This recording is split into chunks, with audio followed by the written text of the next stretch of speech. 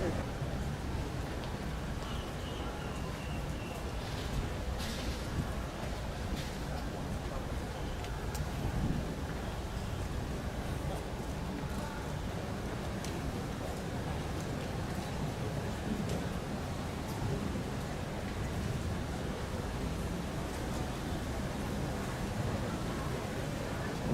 ระเจ้าขอแสดงความยินดีต้อนรับประธาน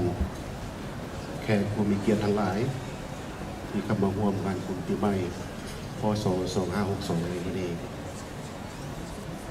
พระเจ้าขอเสนอตัวพระเจ้าชื่ออุคำนามสกุลแสงแก้วมีใสเป็นอัครราชทูตและหัวหน้าองค์การสาธารณทูต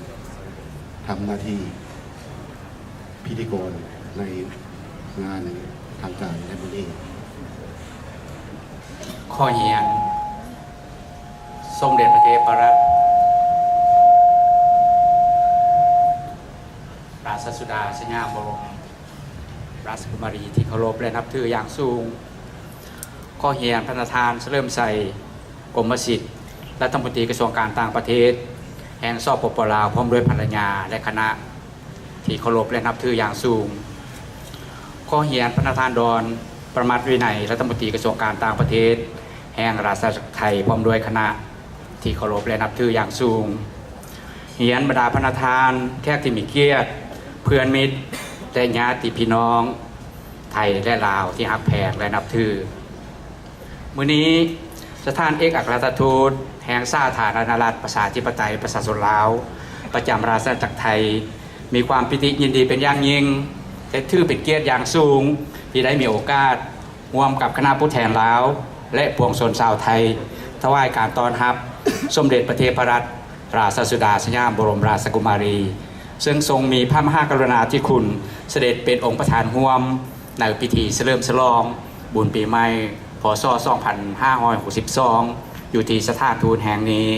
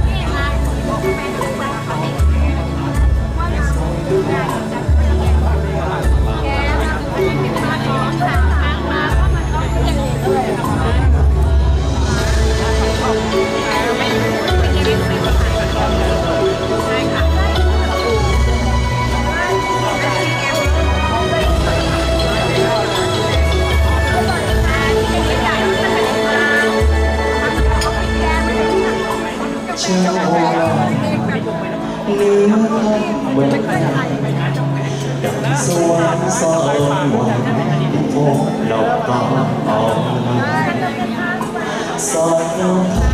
โอ้โอ้จังเปิดใจ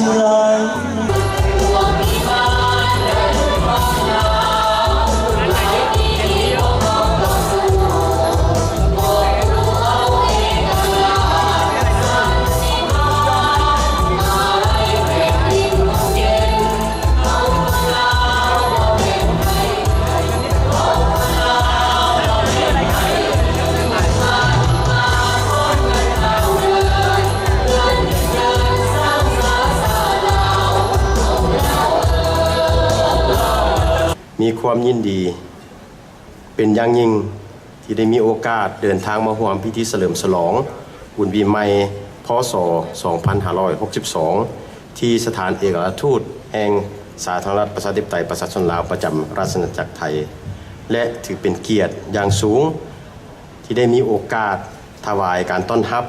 สมเด็จพระเทพพระราชสุดาสยามบรมราชกุมารีซึ่งมีพระมหากรุณาธิคุณเสด็จเป็นองค์ประธานร่วมในพิธีฉลองบุญปีใหม่ลาวก็คือให้สุขสมวันเกิดตลอดไปให้สุข